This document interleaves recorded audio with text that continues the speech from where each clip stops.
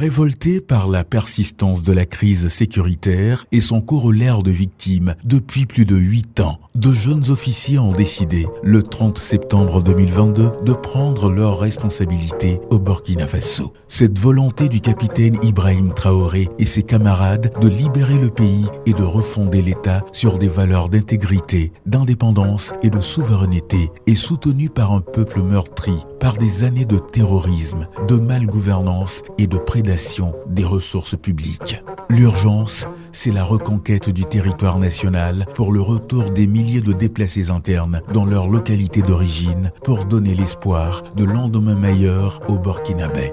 Le 14 octobre 2022, la charte de la transition est signée. Ce référentiel discuté et adopté par l'ensemble des forces vives de la nation marque l'ouverture d'une nouvelle page de l'histoire sociopolitique du Burkina Faso et des Burkinabés. Un peuple engagé pour la défense de sa patrie sous le leadership du capitaine Ibrahim Traoré. Sitôt porté à la magistrature suprême du pays, le capitaine Traoré imprime une nouvelle dynamique dans la guerre contre l'hydre terroriste. Lors de la cérémonie de prestation de serment, il annonce déjà la profondeur et la sincérité de son engagement contre les groupes armés terroristes qui endeuillent la nation depuis plus de 8 ans. Nous avons décidé en toute âme et conscience devant l'histoire d'assumer notre révolte. Cette révolte est celle des milliers de personnes déplacées internes. Cette révolte est celle de soldats au front qui défient donc continuellement et courageusement l'ennemi qui se cache et qui ne se cache plus. Nos objectifs donc qui ne sont autres que la reconquête du territoire national occupé par ces hordes de terroristes. Nos objectifs ne sont autres que de donner un souffle de vie nouveau donc à tous ces compatriotes affligés par ce conflit. C'est aussi d'envisager un développement endogène en ne comptant que sur nous-mêmes et en essayant de repenser profondément notre agriculture, notre élevage, notre technologie et en interrogeant donc les socles des actions de nos aspirations à la prospérité. Aucun sacrifice ne sera de trop pour sortir ce pays de la situation dans laquelle il se trouve. Donc notre engagement, c'est pour un retour de la paix. Et notre boussole sera toujours ce peuple. Je serai engagé à vos côtés, aux côtés de tous les Burkinabés, sur les différents fronts pour la libération totale de nos territoires. Pour ma nation, je me battrai jusqu'au dernier souffle. Ma conviction est certaine. Le Burkina a des hommes capables. Le Burkina a des combattants. Et nous pouvons nous en sortir. Dans cette guerre qui nous a été imposée, il n'y a pas de vérité. Telle est la conviction du chef de l'État. Une conviction qu'il entend partager avec tous les Burkinabés. Pour en sortir vainqueur, il est impératif de prendre conscience que cette guerre est l'affaire de tous et qu'il faut alors mobiliser l'ensemble des filles et des fils de la patrie. Le président de la transition initie dans la foulée des rencontres avec les différentes couches socio-professionnelles du pays. Ces échanges directs sont une occasion pour le chef de l'État d'expliquer sans langue de bois les enjeux et les défis de la double crise sécuritaire et humanitaire que vit le Burkina Faso. Face aux organisations de la société civile, au monde des médias, aux femmes, aux jeunes, aux responsables des partis politiques, aux leaders religieux et coutumiers et aux hommes de rang, le capitaine Ibrahim Traoré tient le même discours de vérité et de sincérité et insiste sur la nécessité pour tous de consentir d'énormes efforts pour la libération du pays. Un gouvernement de combat est mis en place et va au charbon. En ligne de mire, la victoire contre les forces du mal et le développement socio-économique du pays pour améliorer les conditions de vie des Burkinabés. Le PASD, Plan d'action pour la stabilisation et le développement du Burkina, est élaboré. Ce référentiel ambitieux de développement d'un coût de plus de 7 673 milliards de francs CFA affiche les ambitions d'un pays décidé à se relever et à assumer courageusement son destin en dépit des obstacles multiformes. Décliné en 4 axes majeurs prenant intégralement en compte les 6 missions assignées à la transition conformément à la charte de la transition. Le PASD couvre l'ensemble des secteurs avec un accent particulier sur la lutte contre le terrorisme et la restauration de l'intégrité du territoire.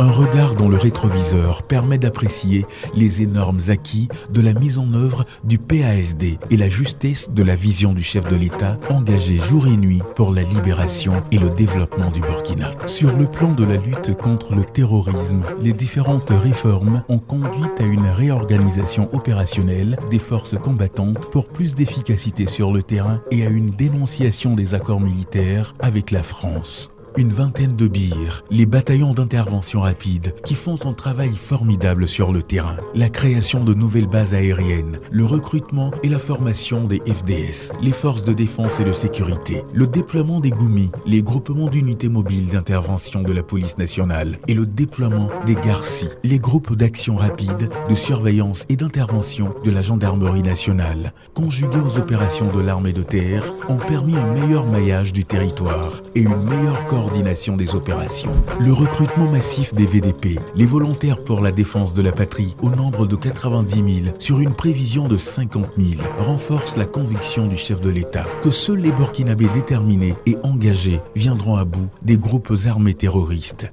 En plus du recrutement et de la réorganisation des forces combattantes, les autorités de la transition ont mis un point d'honneur au renforcement des capacités opérationnelles des unités combattantes. De l'armement, des moyens roulants et des vecteurs aériens ont été acquis pour soutenir l'engagement des troupes sur le terrain. Aujourd'hui, nous pouvons contenir la menace.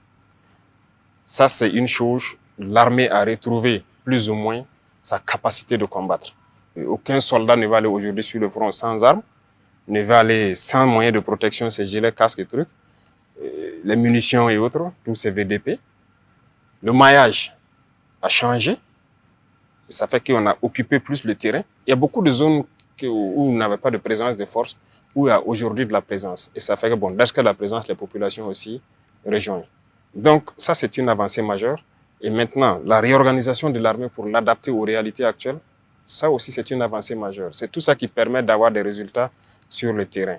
Aujourd'hui, notre armée est mieux équipée, mieux formée et plus opérationnelle sur le terrain. Les nombreuses victoires sur l'ennemi sont le reflet de la montée en puissance d'une armée résolue à anéantir les forces du mal. En véritable soldat pour la patrie, le président de la transition, le capitaine Ibrahim Traoré, n'hésite pas à monter au front pour encourager les éléments et participer aux opérations de reconquête du territoire. De Solinzo, en passant par Djibo, Fada et Bobo Dioulasso, Gawa, Tinkodogo, Banfora, le capitaine Ibrahim Traoré est toujours auprès des soldats sur le terrain. Les échanges à l'état-major de la gendarmerie à Paspanga, à la direction générale de la police nationale, participent de la volonté du chef de l'État de créer cette cohésion nécessaire à une meilleure interaction des différentes unités sur le terrain des opérations. Toujours soucieux de la santé des combattants, le chef suprême des forces armées nationales est aussi aux côtés de ses frères d'armes et de leurs familles pour les soutenir dans les moments difficiles et leur témoigner toute sa compassion. Sous le leadership du capitaine Ibrahim Traoré, le tandem FDS-VDP a occasionné de grandes opérations qui ont permis de libérer des pans importants du territoire du joug des groupes armés terroristes. À la date du 30 avril 2024, 673 579 personnes déplacées internes, issues de 105 834 ménages, ont pu rejoindre leur localité estimée à plus de 504. Nous sommes de retour il y a une quarantaine de jours. Nous avons foi que tout va bien se passer. La vie a bien repris ici. L'ennemi peut toujours tenter, mais il va nous croiser sur son chemin. Il ne peut plus repartir impunément. Nous avons pu cultiver cette année. Actuellement, c'est la moisson. Les commerces ont aussi repris. L'infirmerie a repris depuis longtemps. Les agents de santé sont là chaque jour. Nous sommes très contentes de regagner nos maisons. Les ennemis vont échouer par la grâce de Dieu. On va vivre en paix ici au Burkina Faso. La nuit, chacun prépare et on dort en paix.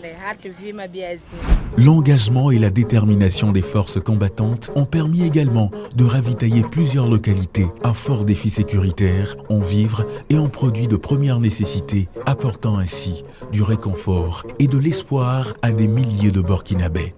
Au niveau de la réponse à la crise humanitaire, notamment l'objectif qui vise à renforcer la résilience des communautés, le taux enregistré est de 94,56%. Dans le secteur de l'éducation, les victoires sur le front de la lutte contre le terrorisme ont permis la réouverture en fin avril 2024 de 1385 écoles avec la réintégration de 268 980 élèves, dont 133 719 filles. Suivant les instructions du chef de l'État, les acteurs du système éducatif ont également développé des stratégies pour une prise en compte de la problématique des élèves déplacés internes. La compréhension et surtout l'appropriation de la problématique sécuritaire et humanitaire du pays a suscité un élan de solidarité et d'engagement sans précédent des Burkinabés autour des FDS et des VDP. Le fonds de soutien patriotique créé à cet effet a permis de mobiliser au 22 mai 2024 plus de 142 milliards de francs CFA au profit de l'effort de paix. La faim et la pauvreté sont des terreaux fertiles pour le terrorisme. Les combattre, c'est se prémunir des risques d'enrôlement des populations par les groupes armés terroristes. Convaincu que la lutte contre l'hydre terroriste passe également par l'autosuffisance alimentaire, le chef de l'État fait du développement de l'agriculture une priorité majeure de la transition. Dans cette perspective, le président de la transition lance l'initiative présidentielle pour la production agricole 2023-2024 et l'offensive agropastorale et halieutique 2023-2025 avec comme objectif la souveraineté alimentaire pour accompagner le développement. Dans le cadre de l'offensive agropastorale et halieutique 2023-2025, 400 tracteurs, 239 motoculteurs, 710 motopompes et 714 motos sont mis à la disposition des acteurs du monde rural pour booster la production agricole. Pour la campagne agricole 2023-2024, 10 000 tonnes d'aliments de poissons, 68 964 tonnes d'engrais, 10 000 litres de produits phytosanitaires, 18 000 tonnes de semences végétales, 2 300 tonnes de semences fourragères et 10 000 tonnes d'aliments concentrés. Coût global des acquisitions, 78 milliards de francs CFA. Les résultats que nous avons portés sont globalement satisfaisants, avec un taux d'exécution de 87,92%. À côté de cela, nous avons eu des résultats excellents, fort excellents, qui vont souvent jusqu'à des taux de 1000% pour les efforts qui ont été consentis pour mettre à la disposition des populations des intrants et des appuis divers pour accroître la production. Le gouvernement a consenti des efforts conséquents pour accroître les appuis en semences, les appuis en engrais et les autres types d'appuis au profit des producteurs. À ce niveau, le bilan est totalement excellent et satisfaisant. Aujourd'hui, le Burkina Faso s'engage dans la production à grande échelle de blé. Atteindre l'autosuffisance en farine de blé pour répondre à la demande de plus en plus croissante des consommateurs. Tel est l'objectif visé par le gouvernement. Pour ce faire, un accompagnement structuré en semences, matériel agricole et aménagement des terrains est apporté aux différents acteurs qui répondent présents à l'appel du président de la transition. À Bagré et dans d'autres localités, ce coup d'essai a été un coup de maître au regard des superficies emblavées et des productions récoltées. Pour amorcer un véritable développement de notre pays, le capitaine Ibrahim Traoré mise sur la mobilisation des ressources domestiques, appelant ainsi chaque Burkinabé à un engagement citoyen. La création de l'Agence pour la promotion de l'entrepreneuriat communautaire, suivie du lancement du programme de l'entrepreneuriat communautaire par actionnariat populaire, participe de cette volonté de bâtir un développement endogène et inclusif au bénéfice de tous les Burkinabés. La pose de la première pierre d'une usine de transformation de tomates à capitaux 100% burkinabés issus de l'actionnariat populaire à Bobo-Dioulasso est la traduction de cette vision d'un développement fait par des Burkinabés pour des Burkinabés conformément aux vœux du chef de l'État. Dans la même lancée, le président de la transition procède en fin novembre 2023 au lancement de la construction de la première raffinerie d'or au Burkina, d'une capacité de production annuelle de 150 tonnes d'or. Transformer nos matières premières ici au Burkina Faso pour leur donner plus de valeur ajoutée est le credo du capitaine Traoré. Le lancement des travaux de l'usine de traitement des résidus miniers Golden Hand, la pose de la première pierre du complexe textile Hirotex Burkina à Sorgho dans la province du Boulkimdé. La pose de la première pierre de l'usine textile des forces armées du Burkina Faso à Bobo-Dioulasso et l'inauguration du complexe industriel Agence Delhi International Prod Industrie, Adiprod Industrie SA dans la ville de Sia, s'inscrivent dans cette vision du chef de l'État. Au cours de cette transition, l'économie burkinabé, en dépit des difficultés, a pu tenir le choc de l'inflation grâce à l'engagement du gouvernement et des acteurs du secteur privé. Là également, le chef de l'État a donné des instructions fortes qui ont permis de créer les conditions d'une économie au service de la nation.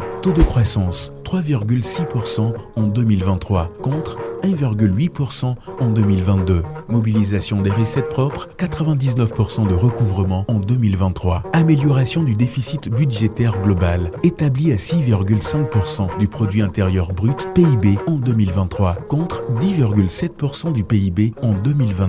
Taux d'inflation 0,7% en 2023 contre 14,1% en 2022. Au regard de la situation sécuritaire qui impacte sérieusement l'économie, vous savez, l'économie est touchée par les chocs exogènes et les chocs endogènes.